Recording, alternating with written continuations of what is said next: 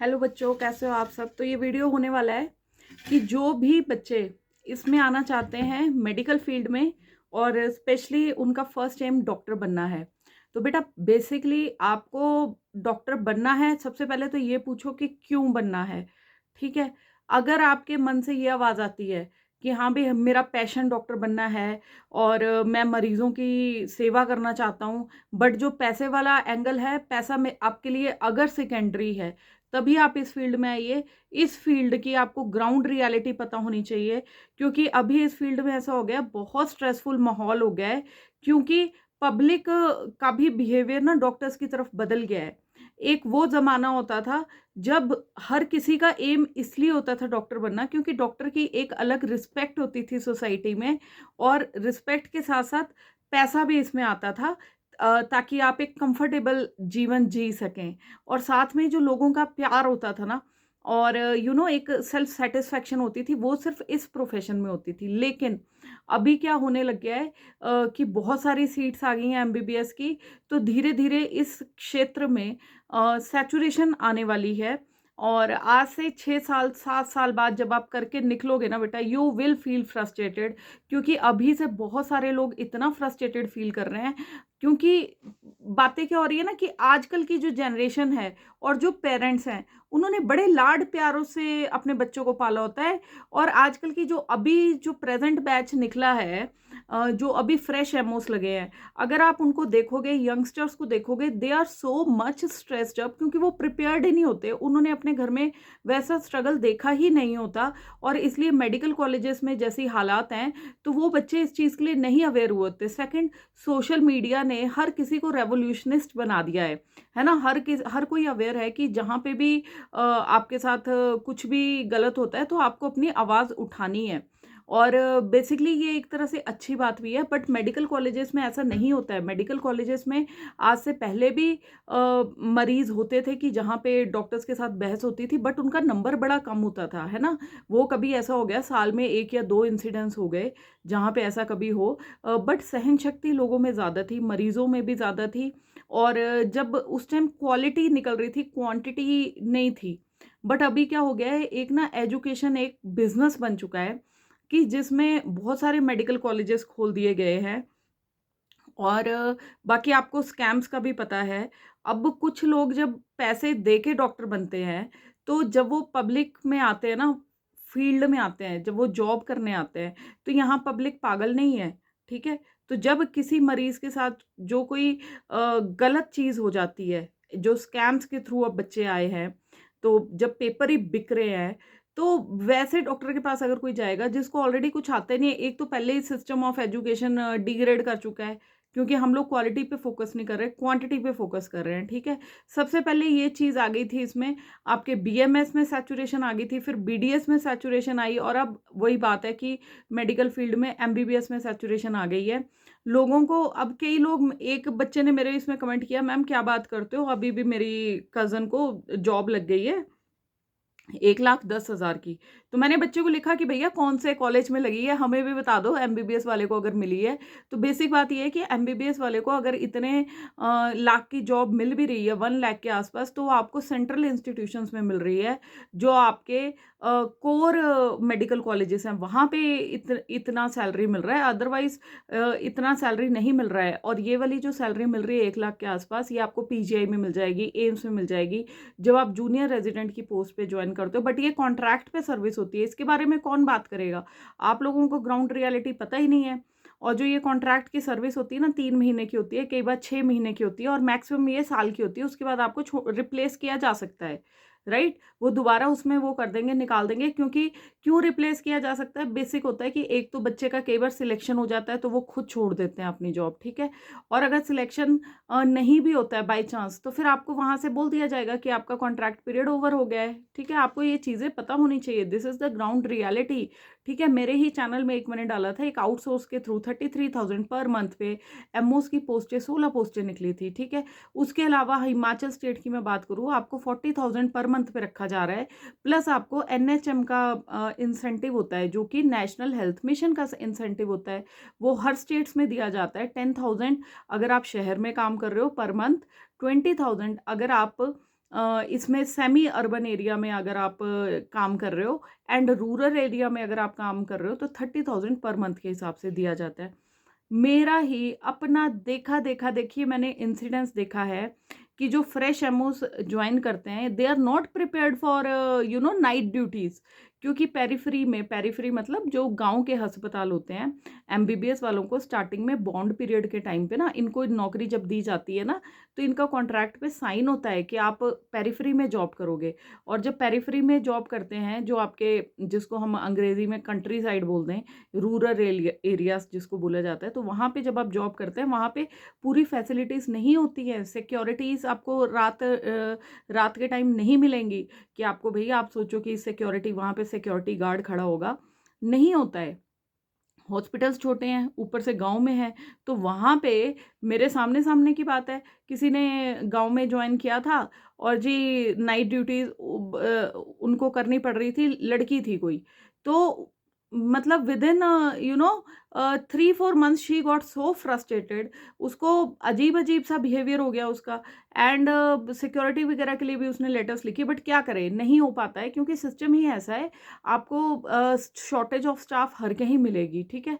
फिर भी वही बात है, फिर एंड में उसने अपनी ट्रांसफ़र करवा ली वहाँ पे कि जहाँ में सिर्फ दिन में काम करना पड़े, रात में काम ना करना पड़े, है ना?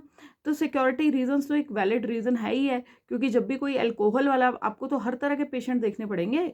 रात के टाइम कई बार जिन्होंने दारू पी होती है वैसे पेशेंट्स भी आते हैं कि हाँ भाई किसी को दारू पी के कोई गिर गया, तो उसके साथ रिलेटिव्स होते हैं वो भी ऐसे आए होते हैं कि कई बार शादियों में लड़ाई झगड़ा हो गया तो एमएलसी भी कटती है रात को, एमएलसी मेडिको लीगल केस जिसमें पुलिस भी इन्वॉल्व होती है, बट पुलिस तो बाद में पहुंचती है जब डॉक्टर इन्फॉर्म करता है।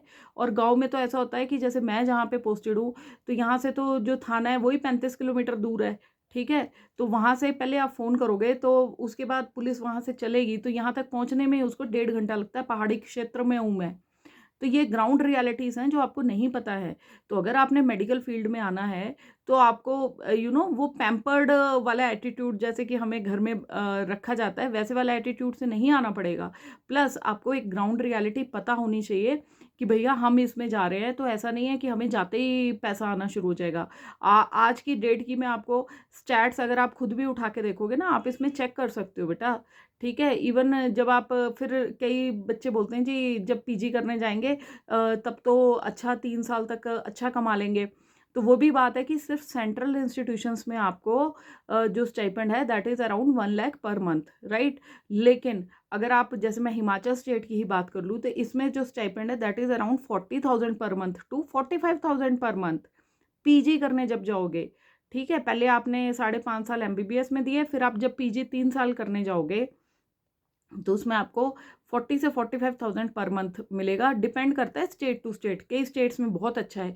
तो आप जिस भी स्टेट से बिलोंग करते हो, सब ऐसा नहीं होता बेटा कि हमें बस डॉक्टर बनना है, क्योंकि मेरे साथ ये चीज़ें हुई हैं। आजकल तो सोशल मीडिया के माध्यम से हमें चीज़ों का पता चल जाता है, तो आपको एक बार ना इवैल्यूएट कर लेना चाहिए कि जिस फील्ड में हमने घुसना है कि वहाँ पे लेवल क्या है। ये बातें हर कोई नहीं बताता, ना हर किसी को पता होता है, स्पेशली हम मिडिल क्लास के बच्चों को, हमें चीज़ों का नहीं पता होता है, ठीक है? तो आप एक बार ना पहले बेसिक रियलिटी, ग्राउंड रियलिटी आपको पता होनी चाहिए कि हाँ भाई अगर आपने उस माइंडसेट से जाना है कि मैं अगर पढ़ाई कर भी लूँगा 5.5 साल, तो उसके बाद जब मैं पीजी भी निकालूँगा 6 साल के बाद, मेरी एमबीबीएस में जब जाऊँगा और कंप्लीट करूँगा तब मेरी पीजी निकलेगी 3 साल की, तो मेरी सैलरी 40-45,000 होगी। अगर आपके स्टेट में अगर आप टॉप इंस्टीट्यूशन कर लेते हो क्रैक, तो अच्छी बात है। हो सकता है कि आपकी स्टेट वैसी स्टेट में आती हो कि जिसमें स्टाइपेंड 60-70 भी दिया जाता हो, तो वो तो डिपेंड करता है। प्लस उसके बाद आपका बॉन्ड पीरियड है कि आप जब सर्विस के ये पीजी करोगे तो उसको उसके बाद आपको फिर से रूरल एरिया में आपको सर्व करना है। तो वो चीज़ें आपको पता होनी चाहिए, ठीक है? ये नहीं होता है कि पहले रास्ता चुन लिया उसके बाद वहाँ जाके रो कि यार अब तो फँस गए, है ना? क्योंकि हमें नहीं पता थी ये चीज़ें। हम भी जब बीडीएस में गए थे हमें लगता था कि यार नहीं सेटल हो जाएँगे, बस गवर्नमेंट जॉब में आना है, क्योंकि हम मिडिल क्लास लोगों का ये होता है सिक्योरिटी हमें सबसे पहले चाहिए होती है, हमें फैक्ट्स एंड फिगर्स नहीं पता होते हैं। जब हम आए तो हमें पता चला कि 5,000 की तो हाउस जॉब लगती है, ठीक है? गवर्नमेंट अगर आप प्राइवेट में करना चाहोगे 5,000-5,500 की हाउस जॉब लगती है, और उस टाइम साइन होते थे 7,500 पे। 2009 की बात कर रही हूँ मैं, जब मैं पास आउट हुई थी। 2008 में फाइनल ईयर हो गया था, इंटर्नशिप 2009 की है, ठीक है? तो ये चीज़ें रहती थी। सरकारी में अगर आप चले जाते थे तो उस टाइम 2009 में आप जान के हैरान हो जाएँगे कि उस टाइम जो सैलरीज़ भी थी ना बहुत ज़्यादा नहीं थी। इवन आप अगर इसमें जाते थे तो आपका 12,000 से 15,000 के बीच में आपकी जॉब लगती थी, ठीक है? तो ये एक चीज़ें हैं जो आपको पता होनी चाहिए। तो बट अभी मैं फिगर्स की बात कर लूँ तो हाउस जॉब की बीडीएस के बाद, और चलो बीडीएस की बात बाद में करेंगे, फिलहाल हम एमबीबीएस पे ही कंसंट्रेट करते हैं, ठीक है? तो दूसरी बात आपको पता होनी चाहिए कि जब आप नाइट ड्यूटीज़ देते हैं तो जब ढंग-ढंग के पेशेंट आते हैं ना आपके, अलग-अलग ढंग के, तो वो वहाँ पे मारपीट भी कर रहे हैं। तो एक लड़की, आप सबको पता है कि हम ना चीज़ें भूल जाते हैं। एक लड़की इंटर्नशिप में थी तो वो किसी हॉस्पिटल में डील कर रही थी किसी पेशेंट को, वो थोड़ा-सा साइकियाट्रिक प्रॉब्लम थे उस पेशेंट को, तो that patient stabbed that intern girl to death, ठीक है? तो इसमें एक अलग ही लेवल है, आपको नहीं पता ये चीज़ें। अभी एक टॉपर ने नीट के 2017 के टॉपर ने सुसाइड कर लिया था। डिप्रेशन लेवल अलग लेवल का है, और आप सोचेंगे कि अगर आपकी कोई हेल्प कर देगा, हेल्प कोई नहीं करता है वहाँ पे। जब पेशेंट के साथ रेज हो रही होती है ना, आपको कुछ नहीं पता चलता है। और ना ही हमें ये चीज़ें बताई जाती हैं कॉलेज में कि अगर कोई बदतमीज़ी करता है तो क्या, बस रूल्स बना दिए, ये नहीं हमें सिखाया जाता, बिहेवियर मैनेजमेंट का एक हिस्सा आपको पता होता है। बट हमारे यंगस्टर्स, हमारे जो बच्चे हैं, वी आर सो वॉलेटाइल ना कि अगर हमें कोई यूं यूं करके वो करेगा ना, इंस्टिगेट करेगा, तो हम इंस्टिगेट हो जाते हैं। आपकी बात नहीं है, मेरी भी बात है, because I have been very honest बच्चा ड्यूरिंग माई स्टडी पीरियड। अभी भी वो ऑनेस्टी भरी हुई है मेरे मेरे अंदर। तो उसका खामियाज़ा पता क्या होता है कि कोई हमें इंस्टिगेट करेगा, और हमें पता है कि जब हम 100% कर रहे हैं ना कि भैया ये क्यों हमें आके बोल रहा है, और देखो लोग भी उसी को तंग करते हैं कि जो 100% काम कर रहा होता है। और जो ड्रामेबाज लोग होते हैं ना, उनको एक कला आ रही होती है, कला आती है उनको चापलूसी करने की, वो कला हम लोग लैक करते हैं। क्योंकि मैं ये चीज़ देखती हूँ गवर्नमेंट सेक्टर में भी कि जो बंदा काम करता है तो उसी को लोग टारगेट करते हैं, और जो बंदा नहीं काम करता ना, वो बस मुंह से मीठा बन के ना लोगों को उल्लू बना जाता है, और लोग भी उससे खुश होते हैं। तो ये मतलब एक ग्राउंड रियलिटी है। और मैं हमेशा ये सोचती हूँ, मैं अपनी मम्मी से भी यही बात करती हूँ कि मम्मी, हमें ये चीज़ नहीं आई, हमें लगा कि नहीं भाई सीधे तरीके से चलते जाओ और अपना काम ऑनेस्टली करो तो चीज़ें सही रहेंगी, बट ऐसा नहीं है ना? तो कुछ चीज़ें ऐसी हैं कि जो हमें सीखनी पड़ेंगी, चाहे हम, जो चीज़ें हमें स्कूल में ही नहीं सिखाई गई। तो बेसिकली बेटा आप लोगों को पता होनी चाहिए कि एमबीबीएस में आने से पहले यू हैव टू बी थोड़ा सा रिजिड स्किन बोल लो, थिक स्किन्ड बोल लो, कि आपको ताने सुनने की आदत होनी चाहिए। क्योंकि जब मेडिकल कॉलेज में जाओगे ना, वहाँ प्रोफेसर्स अभी भी वही पुराने वाले हैं, और जो आपके एचओडीज हैं, बिकॉज दे नो, उन्होंने अपने टाइम में फेस किया है। क्योंकि हमारे मेडिकल फील्ड में एक चीज़ चलता है कि जितना स्ट्रिक्टनेस करोगे ना, उतना अच्छा डॉक्टर बन के निकलेगा। बट जो अभी जनरेशन आई है, इनका तो देखो पेशेंट लोड बहुत ज़्यादा होता है, they are not prepared for it, और इस वजह से आके आप लोग इस फील्ड में आके फ्रस्ट्रेट हो जाते हो। और जब आप फ्रस्ट्रेशन अपने माँ बाप को बताते हो तो बीइंग पेरेंट्स, आप लोगों पेरेंट्स को भी यही लगता है कि नहीं भाई हमारे बच्चे के साथ बहुत ऐसा हो रहा है। तो चीज़ें ना बिगड़ जाती हैं, मेंटल स्टेट भी बिगड़ जाती है। फिर एंड में कई बार पेरेंट्स बोलते हैं तू वही कर जो तेरे को अच्छा लगता है, तू चाहे बेशक एमबीबीएस कर ले, उसके बाद आगे फील्ड चेंज कर लियो। और ऐसा हो भी रहा है। अगर आप अपने आसपास देखेंगे, कई लोग आपको मिल जाएंगे जो कि अब फील्ड अपनी चेंज कर रहे हैं, और अभी तो यूट्यूब पे सोशल मीडिया के माध्यम से कई लोग अपना सामने भी आ रहे हैं। They are sharing their stories कि हाँ भाई हम प्राइवेट में गए थे, वहाँ हमें जॉब के लिए गए थे, उन्होंने हमसे रेज्यूमे मांगा, मेरे ही नोन की बात है, तो उनके पास रेज्यूमे नहीं था। और उसके बाद जब उन्होंने उनको पूछा कि हाँ भाई आपको जॉब हम तभी देंगे अगर आपको बेसिक लाइफ सपोर्ट आता है। तो प्रॉब्लम क्या है कि बेसिक लाइफ सपोर्ट में आपका आईसीयू की सारी डीलिंग होती है, जिसमें एनेस्थीसिया वाले आपको इंट्यूबेट करना सिखाते हैं, बाकी आईसीयू की हैंडलिंग बताते हैं वो लोग आपको, ठीक है। तो बट अब ये चीज़ें क्या है कि जब आप इंटर्नशिप में होते हो, है ना, अब देखो मैं करूँगी थोड़ी सी कड़वी बात। अब क्या हो रहा है ना कि जो प्रेजेंट जनरेशन आ रही है, that is so much focused कि आप लोग जब इंटर्नशिप में आते हो ना, आप लोगों में फीलिंग आती है कि हम किसी के नौकर नहीं है, एंड इट्स लाइक कि हमने उतना ही काम करना है जितना हमें दिया गया है। और जो सीनियर्स हैं वो भी नहीं सिखाते हैं। पहले वाला टाइम चला गया कि जब सीनियर्स बड़े अच्छे से सिखाते थे। अब इट्स लाइक कि वो उनको बोल देते हैं फाइल वर्क, हाँ भाई ये फाइल वर्क करो, इस पेशेंट को यहाँ से वहाँ लेके जाओ। तो ये टाइम वेस्टेज है। तो जो ऑनेस्ट बच्चा होता है मिडिल क्लास का, वो करेगा कि हाँ भाई सीनियर ने बोला है इस पेशेंट को वहाँ से वहाँ लेके जा रहे हैं, फाइल वर्क वो पूरा करेगा। लेकिन उसी टाइम पे जो दूसरे बच्चे होते हैं ना, वो क्या करते हैं, वो इतने प्रैक्टिकल होते हैं ना कि उनको पता है कि इसमें तो उनका कुछ होना नहीं है, तो वो वहाँ से ना बंक मारेंगे या स्किप करेंगे, या फिर इंटर्नशिप का पीरियड वो बस उतना बिताते हैं कि हाँ भाई जो हार्ड वर्किंग बच्चे उसको बोलेंगे मेरी प्रॉक्सी लगा दियो, और वो जाके करते हैं पीजी की तैयारी। ठीक है, आपको कुछ नहीं पता होता बेटा, आपको कुछ पता ही नहीं है। और जब आपका रिजल्ट निकलते हैं ना, तब आप देखते हो कि हाँ भाई हम तो सीखते रह गए, आप में सीखने का जुनून था, और जब पीजी के रिजल्ट निकले तो वो बच्चे बाजी मार गए। फिर आप सोचते हैं कि यार क्लिनिकल स्किल्स आप इसलिए सोचते हो कि हाँ भाई हमें सीखनी है, कि भैया पेशेंट हैंडलिंग में हमें आगे काम आएंगी।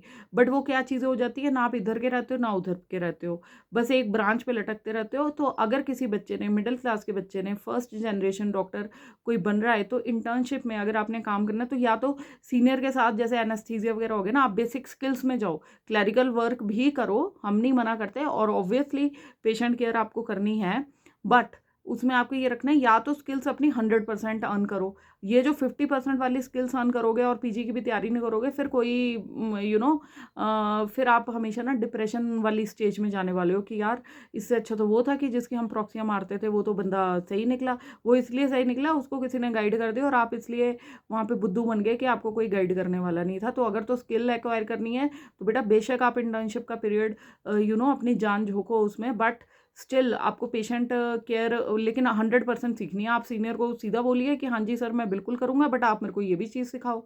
सीखने का क्या तरीका है, जो कि नोट्स बनाते हो आप, पर्चियाँ बनाते हो, उसको पढ़ो। जब पेशेंट को दवाइयाँ दे रहे हो आप, उसमें दवाइयाँ भी देखो। वो तो देखो, इनक्यूसिटिवनेस आप में खुद आनी चाहिए, है ना भाई। जानने की इच्छा शक्ति तो आप में होनी चाहिए, बाकी गाइड करने वाले बहुत मिल जाते हैं। हम अपने उसमें होते थे ना, मैं जो दवाई देखती थी, जो जिस दवाई का मुझे नाम पता चलता था, मैं फार्मा की किताब उठा लेती थी, उसके बारे में पढ़ लेती थी, क्योंकि मैं फर्स्ट जनरेशन डॉक्टर थी और मुझे लगता था कि नहीं भैया मुझे ये चीज़ें पता होनी चाहिए। और मेरे 150 में से 146 मार्क्स थे फार्मा में, of which I am proud, because मैंने फार्मा को ना एक इंटरेस्ट के साथ पढ़ा था कि नहीं भाई दवाइयों के बारे में मुझे पता करना है। अभी भी कोई ऐसी नई दवाई के बारे में मुझे पता चलता है तो I am into habit of reading about it.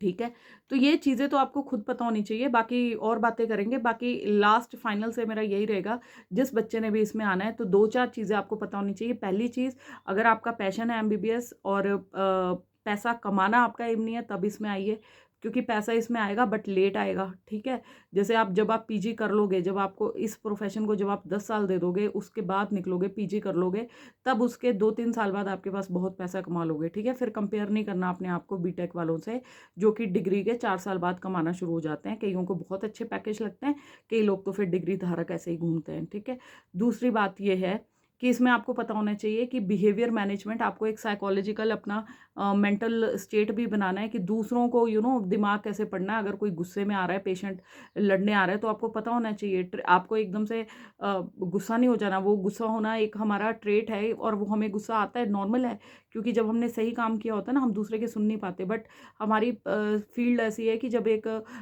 Patient बहुत ज़्यादा दुखी होता है तभी वो चिल्लाएगा, तो आपको थोड़ा सा वो हैंडल करना पड़ेगा। मैं भी इस चीज़ को सीख रही हूँ, तो आप भी इस चीज़ को सीखिए, अपने ऊपर काम कीजिए। ठीक है, और तीसरा मुझे लगता है कि आपको ना बुल्ली होने की भी थोड़ी सी आदत खुद में डालनी पड़ेगी। इवन पेरेंट्स को भी प्रिपेयर होना पड़ेगा कि हाँ भाई बच्चे एमबीबीएस के बाद अगर नहीं भी कमाते हैं तो आपको भी स्ट्रेस में नहीं जाना है, ना अपने बच्चे को स्ट्रेस में डालना है। ठीक है, और उसके बाद चौथी एक बात और कहना चाहूँगी मैं इसमें, कि इसमें जो हमारा पेशेंट डीलिंग है ना, ये इस तरह का होना चाहिए कि आपके बिहेवियर से ही पेशेंट खुश हो जाए। ठीक है, और आपको ईगो अपनी पीछे रखनी है। ये वाली ईगो में नहीं आ जाना कि हम डॉक्टर बन गए तो पता नहीं, भैया बहुत सारे डॉक्टर घूम रहे हैं आप। ठीक है, मैं नए नए बच्चों को देखती हूँ कि जो नए नए कॉलेज से निकले हैं, और वो मतलब उनको ऐसा ईगो आ जाता है ना कि भैया हम ही डॉक्टर हैं और बाकी सारा मतलब पानी कम है, बाकी तो कोई है ही नहीं है। ये मैं इसलिए कह रही हूँ क्योंकि मैं जब खुद भी डॉक्टर बन के, मैंने पहले प्राइवेट में स्ट्रगल किया है, वहाँ पे अच्छा कमाने लग गई थी। उसके बाद जब मैं गवर्नमेंट में आई हूँ ना, तो गवर्नमेंट में माहौल कुछ अलग सा होता है ना। तो आप सब में ये फीलिंग आएगी, अगर आप में नहीं भी आएगी तो आपके साथ वाले आपको इंस्टिगेट करके, डॉक्टर साहब आप तो क्लास 1 ऑफिसर हो, आपसे कुछ ऐसे काम करवा देंगे कि आपकी लड़ाइयाँ करवा देंगे। मैंने ये चीज़ें सीखी हैं। तो आपको ना थोड़ा बिहेवियर आपका वो होना चाहिए। प्लस आपको बुल्ली होने की जो मैंने बात की है वो ये है, पांचवी बात, कि जब आप हॉस्पिटल्स में जाते हो तो वहाँ पे देखो, आपको एक तो पेशेंट डीलिंग आनी चाहिए, दूसरी ये बात है कि वहाँ पे एक रैगिंग वगैरह इसके लिए होना चाहिए आपको, और प्लस प्रोफेसर्स वगैरह है ये, तो ये कई बार ना आपको बहुत ज़्यादा डांटेंगे, बहुत ज़्यादा, कई बार आप लोग डीमोरलाइज हो जाएंगे, तो वो आप ना पहले से ही मोराल बूस्ट करके आओ कि भैया कुछ भी होगा वी आर प्रिपेयर्ड, कि हमारा तो पैशन है, ठीक है। बाकी इन्हीं सब बातों के साथ होप ये वीडियो आपको अच्छी लगे, तो वही बच्चे इसमें आए जो कि थोड़ा सा अपना पहले से ही थोड़ा सा प्रिपेयर्ड हों, अदरवाइज आपको आने में ना उसके बाद दिक्कतों का सामना करना पड़ेगा। और थोड़ा सा ओपन माइंडेड बनो, और थोड़ा इंट्रोवर्ट वाली पर्सनालिटी से एक्सट्रोवर्ट वाली पर्सनालिटी में आओ, तो किसी से बात कर लिया करो ताकि कोई भी डिप्रेशन वगैरह या ऐसी कोई चीज़ है, और अच्छे अच्छे चैनल्स देखो जहाँ से थोड़ी मोटिवेशन मिले आपको, ठीक है। बाकी ग्राउंड रियलिटी ये थी। Hope this video was helpful to you. Kindly like, subscribe and share so that I also stay motivated. And बाकी भगवान सबका भला करे। हर हर महादेव, जय श्री राम, गुड लक बच्चों।